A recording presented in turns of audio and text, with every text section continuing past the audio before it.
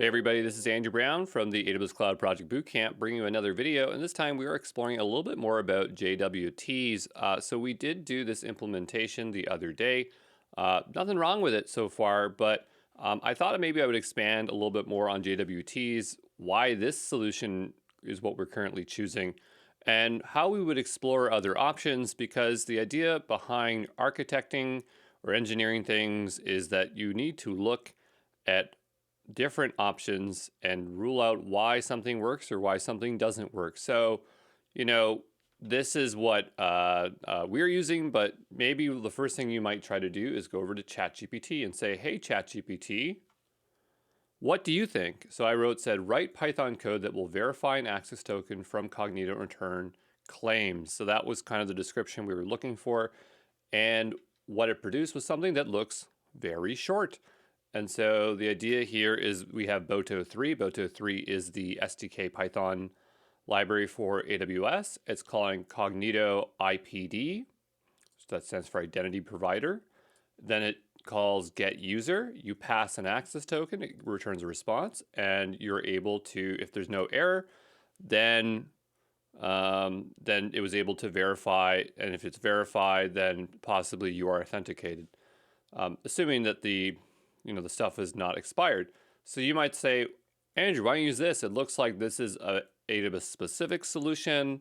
It's a lot shorter.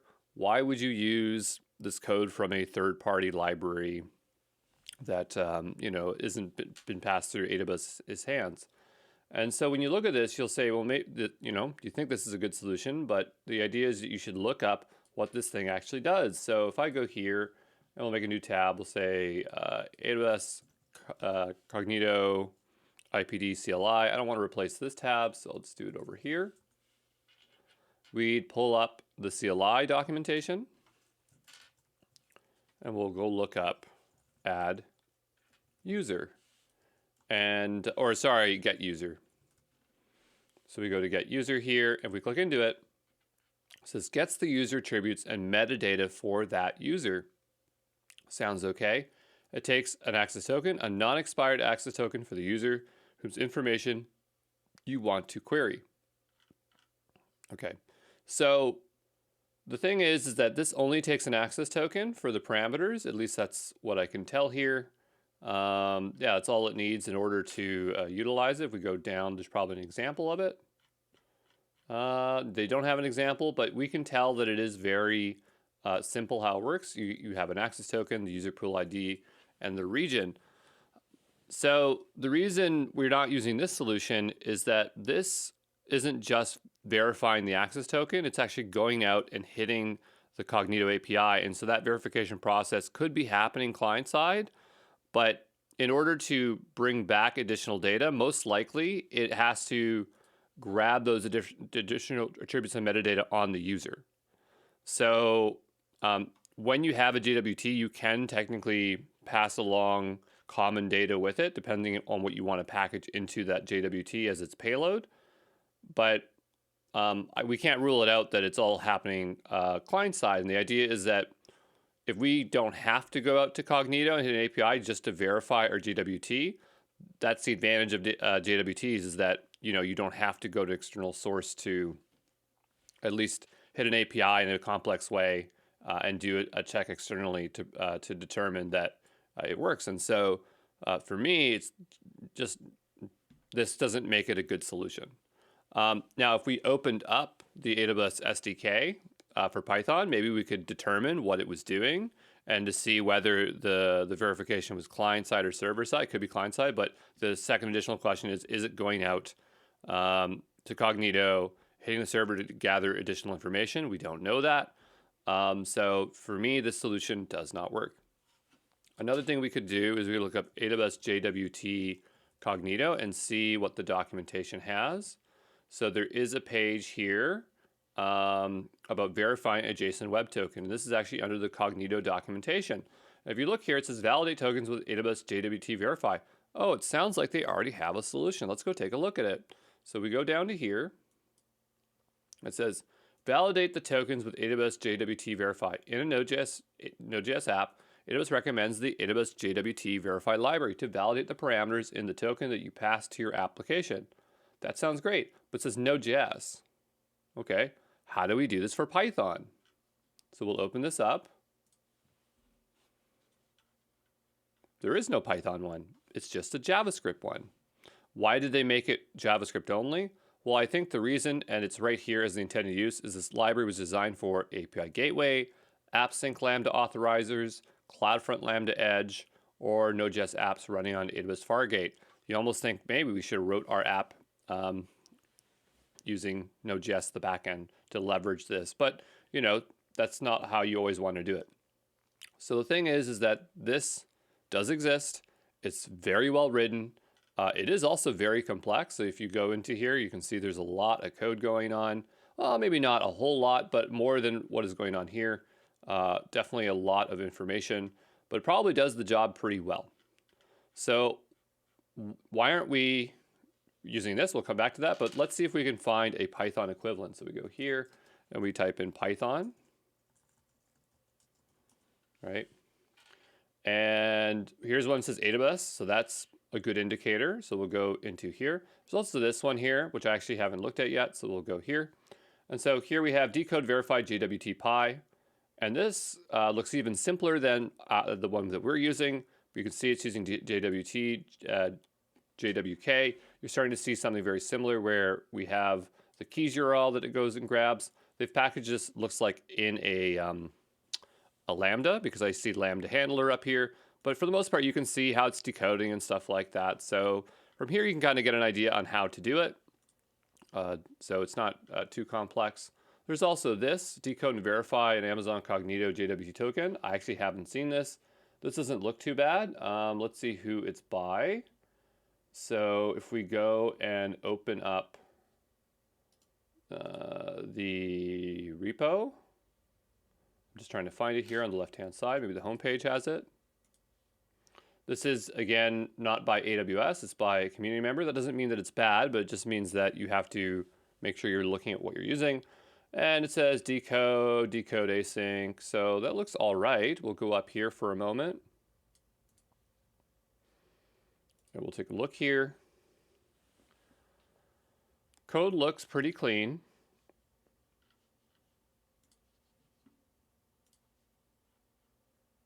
Okay. And my point is that, you know, if you want to use a community library like this, the thing is that you need to open it up and be able to trust that it is of quality. Hopefully, when you use a community like an AWS product or library, it will be of quality. At least if you use one by AWS, if you go to their support, they're supposed to support the stuff that they make. So that is one reason why you should try to use stuff by AWS when you can, if it makes sense. Doesn't always make sense. Sometimes stuff that AWS puts out is not good, but you have to kind of make that judgment call. So this one looks kind of okay. I never saw it before, so it might be something that I'd be kind of interested to use. It's not asking for a secret, just the ID, the pool, the region, as we saw. So yeah, it doesn't seem too bad. I guess it also depends on what it would return, but the idea is that the one that we wrote was very small. It was a single file. We're able to maintain it. We're able to read it. So it's that kind of trade-off that you have to think about when you're maintaining things long-term. And so that's just something you have to consider. But coming back over to here, you know, there's this, and it's kind of okay. And we could have probably extracted from here and maybe used a solution, but it doesn't look as good as the one that we have, and you kind of have to make that judgment call working with a lot of code. So let's come back to here. Why couldn't we just use this even though it's in JavaScript? Well, we could, and there's a few ways actually. If we go up to here, they talk about using like API Gateway Lambdas, AppSync Lambda, and we might end up using this later on because we are using AppSync and we do need to have an authorizer. So I'm not sure, it's like really late in the boot camp, but maybe we will come back and use this. But there are a few things that we could do. So we talked about middleware previously. I'm just gonna get out a pen tool. We'll get the black one out. So we have our application, right? And in our application, we have that JWT code that we wrote, right? It's in its own library. And then and I'm just going to zoom up here so we have a little bit more space here. But the idea is we have that JWT library, and then within our app.py, let's put A for the app.py, we have a, we call that in our code, and then in there we have a section of code that it's relevant to, where it's like we want to check the activities home, right? And so we are basically embedding this directly into this file here, the app.py. But we don't have to do it that way. What we could do is use middleware instead. And that's actually kind of what that other one was doing, where it was a plugin. It wasn't exactly middleware because middleware would mean that it's not part of the app. But the idea is that if you had your Flask app, then your middleware would sit here. And so this would do the JWT stuff. And then the idea is that when you have this app.py here and it's going to this endpoint in it, the request that is coming into the server, right, the HTTP request, it'll pass through here and then it'll just decode it, attach information to it, and it arrives here, we can just check the request.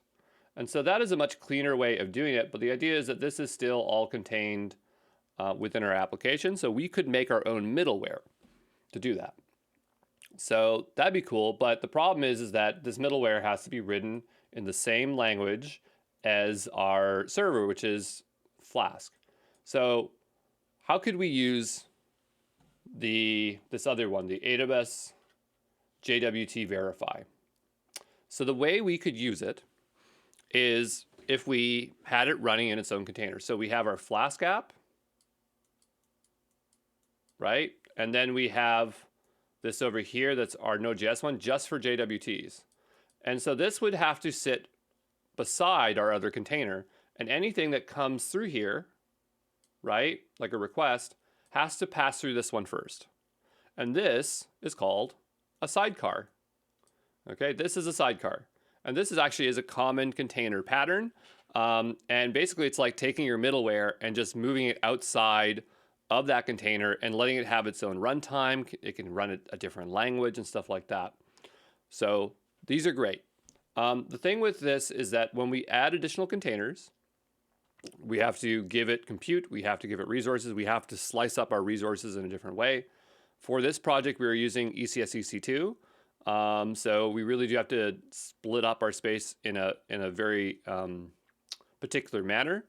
If we're using Fargate, then we kind of just spin these up, and we don't have to really worry about capacity planning and right sizing, which is the idea of planning for the amount of compute and memory and stuff that you have.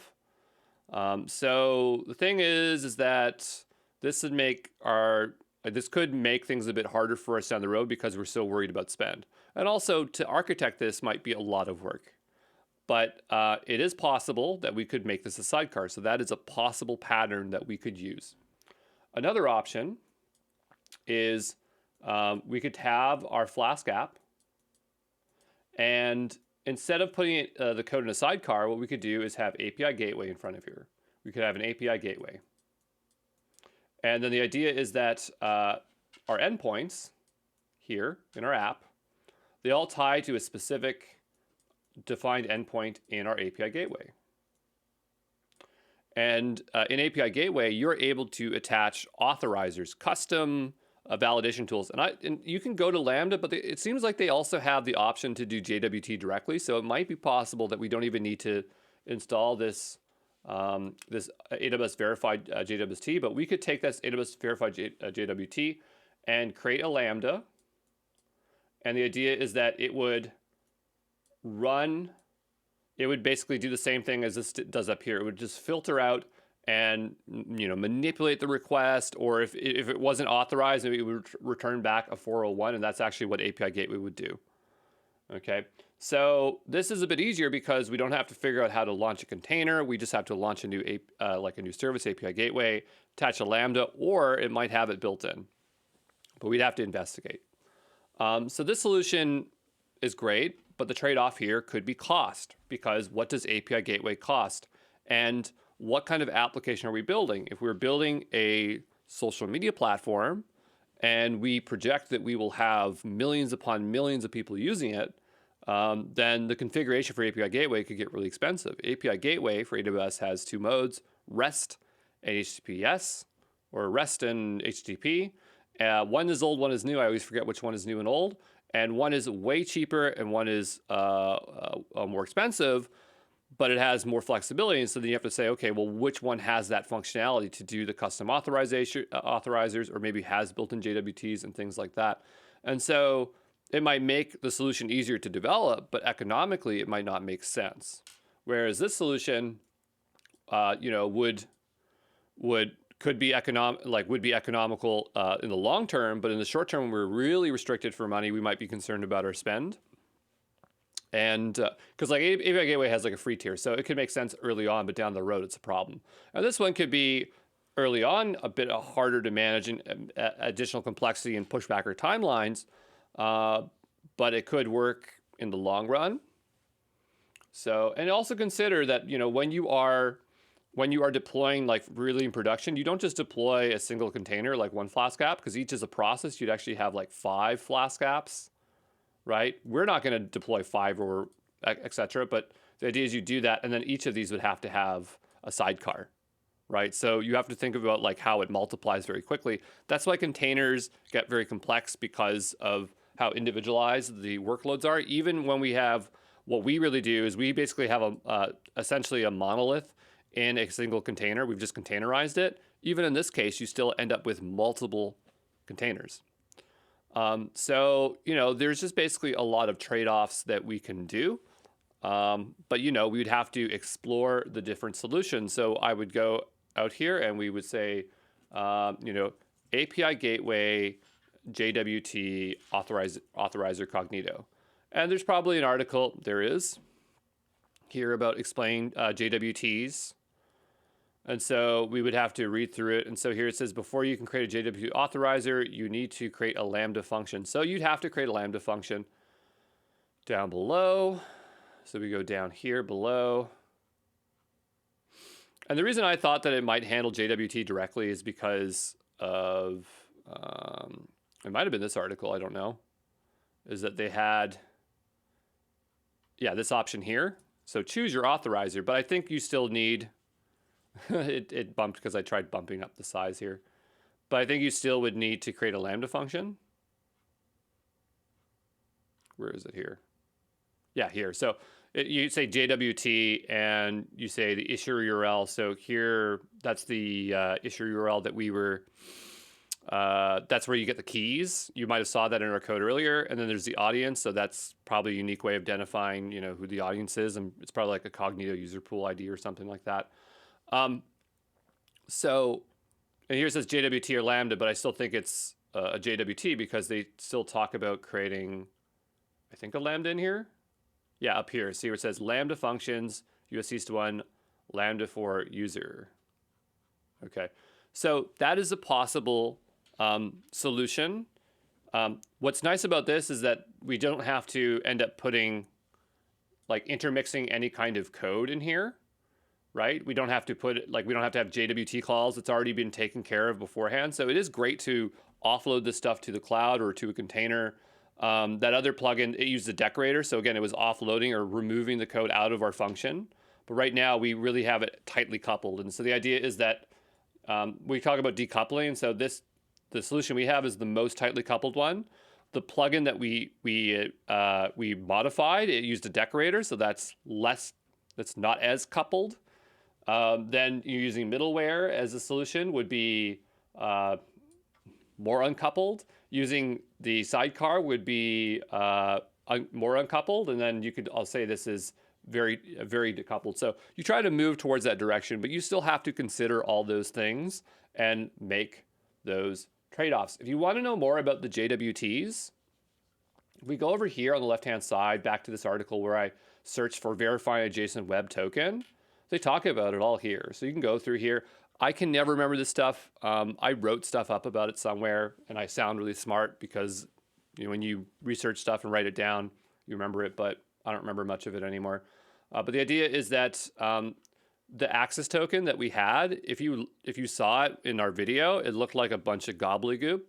That's because it's compressed or whatever the word is. The idea is that it's encoded. So it has to be decoded, and then you can make sense of it. And these JWTs follow a very specific pattern.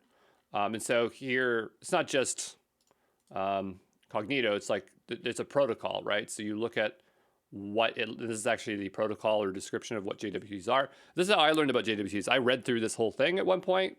Again, I don't remember it, but the idea is that if you go through here, JWT have claims, so you can read about this thing. So this is something that we saw, the audience claim. So if we go here, it says, the audience claim identifies the recipients that the JWT is intended for. Each principal intended to process the JWT must identify itself with a value in the audience claim. So the audience claim could be the Cognito user pool, right?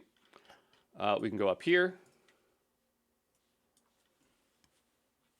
And we can scroll down. Like, there's all sorts of things. Issuer, subject, audience, expiration time, not before claim, issued at claim. Claim, I think, just means like data being returned. Claims represent JSON objects whose members are claims conveyed by the JWT. Yeah, so you should never be afraid of reading these things because they're usually human readable. I know they're really long, but if you start piecing them together, it really does help to understand how these things are formed. All this stuff was just written by a bunch of people, so I wouldn't be too scared about it. Going back over to that documentation there, you can start to see the things it's describing here. Like we see sub, issue, things like that. Odd, we just read what odd was. But the idea is that these have a payload, and so the payload can contain a bunch of stuff. So here it's showing you what the payload has. So the idea is that when you decode it, it looks like something like this, and we did observe that in our code when we were working with it. But yeah, you can see it has here talking about how to work with the access token, right? About refresh token. So we saw that we had an expire token, and the idea is that often the refresh token is in the JWT, which the access token contains when it's decoded, that you could use to then go out back to Cognito or whoever it is to get a like a new valid token. I was actually kind of surprised that we had an invalid token or an expired token, because we call that JavaScript function to tell us when we're logged in, and most of the times it will refresh the token. So if I say like amplify refresh token Cognito, we'll go here, and often they'll just say like to call current. So like when we call this in ours, it should have refreshed it, because it's built into the Amplify framework that if it sees that the token's expired, it would just go out and reach out again as long as we haven't logged out. So I'm not exactly sure about that, and I will check with Bako on another day so he can go investigate and just double check that there isn't an issue. But that is something that I would consider. Another reason and I just remembered why why API Gateway might not be the solution we want, is that when I researched this, what I found is that at least maybe that can be changed, but the authorizers were saying that they return a 401. So if we go back over to this article here, I think it goes here, 401. So the idea is that you can use the following example to test your API. API Gateway returns a 401 unauthorized. So my thought was that, and again, I'd have to go use this, and it's been a while. So the question is that if you implement this authorizer, this Lambda authorizer, in our thing here, is it going to make it to here? Because all I want to do is modify the request to say, am I authenticated or unauthenticated? Because we have API endpoints where we could return the home page as authenticated or unauthenticated. If it returns a 401, I don't want that, because then it goes back to, we could probably do that. It would go back to our client app, right? And then the client app would see that it's a 401, have to capture it, and then say, okay, now make a request. Sorry. It'd have to make a request again for the unauthenticated API. And so in my head, the design would be better if it didn't return a 401 and if it was unauthenticated, it did that. So that might be subjective, and it might be better to return a 401 and do it that way. But right now, I don't think that's the best approach. And I could be wrong, but That is one reason why I'm thinking I don't want to use API Gateway. I also don't want to use API Gateway just because it could add a lot of work here to experiment, and it might throw our whole bootcamp off course. But it definitely is something that is an option for us to use. And if we had time, I would even as a CTO, you'd go and technically explore that and check those things out. So, hopefully that gives you more information about choosing a solution, and that you have the idea of what something looks like when it's really tightly coupled or decoupled. And when does it make sense to use code and modify it? But my attitude is that you want to include code that you can make sense of. And if you start using libraries, you have no idea what's going on there, then those are just more moving parts you have to maintain. And even from a security perspective, then it's just you have to wonder, are they hardened, and do they use safe libraries where I have this piece of code, maybe it doesn't have all those bells and whistles, but at least I know exactly what's going on there. So you have to make those trade-offs, and everything is not just very simple in that sense. You just have to figure it out. So there you go.